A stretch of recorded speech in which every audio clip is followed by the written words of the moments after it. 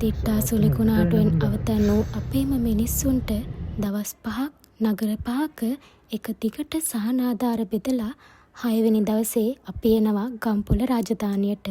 ඒ අයටත් සහනයක් වෙන්න බලාගෙන.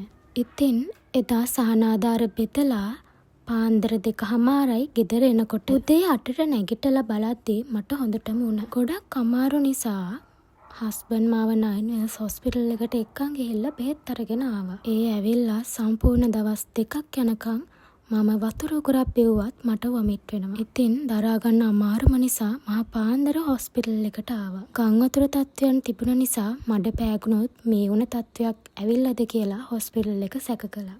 මේ වුණ හා ඩෙන්ගු දෙකම නෙගටිව්. හොස්පිටල් එකේ දවස් 4ක් බෙහෙත් කළත් කිසිම අඩුවක් දැනුනේ නැහැ. පස්සේ නර්ස් කෙනෙක් දුවගෙන ඇවිල්ලා මට කිව්වා චිකන්ගුන්යා පොසිටිව් කියලා. ඇත්තට මේ වෙලාවේ මට දුකකට වඩා ලොකු සතුටක් දැනුනේ. දවස් 6ක් තිස්සේ අමාරුවෙන් හිටපු ඒ ලෙඩේ මොකක්ද කියලා මට දැනගන්න ලැබුණ නිසා. චිකන්ගුන්යා හැදුන කෙනෙක් දන්නවා ඒ ලෙඩේ තියෙන අමාරුව.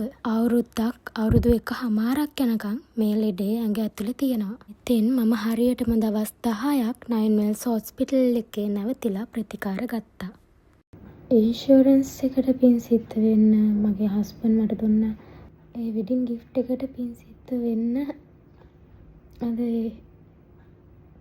තවත් ප්‍රශ්නයක්නේ. දැන් බිලක් ගෙවනවා කියන්නේ ප්‍රශ්නේ නිදහස්. හැමෝම අනිවාර්ය ඉන්ෂුරන්ස් එකක් දාගන්න එක ගොඩාක් වටිනවා. මගේ ඉන්ෂුරන්ස් එක යුනියන් ඇෂුරන්ස් මාරම කෙයාරින් මාරම හොඳ ඉන්ෂුරන්ස් එකක්. තමන්ගේ අම්මා තාත්තා තමන්ගේ දරුවන්ට හැමෝටම ඉන්ෂුරන්ස් එකක් දාලා දෙන්න. ඉන්ෂුරන්ස් එක දාන එක කියන්න දෙයක් වචන නැහැ. ඒ තරම් වටිනවා. දවස් 10කට පස්සේ ගෙදර එනකොට මගේ පුංචි පැටව 5 දෙනාගේ සතුට බලන්නකෝ.